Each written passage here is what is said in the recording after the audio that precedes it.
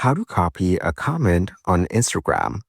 To get started, first of all, open up the Instagram application on your phone.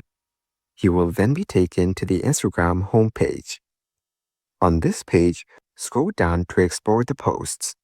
Now, tap on the comments icon under any post. Here, you can see all the comments for this post. You can also post a comment by typing it in below. If you want to copy a comment from here, firstly, take a screenshot of this page.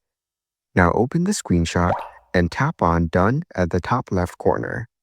Tap on Save to Photos to save the screenshot to your camera roll.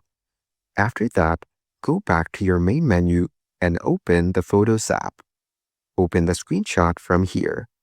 Place your finger over the comment you want to copy, then tap and hold it. Select the whole comment and then tap on Copy as shown. You have now successfully copied this comment.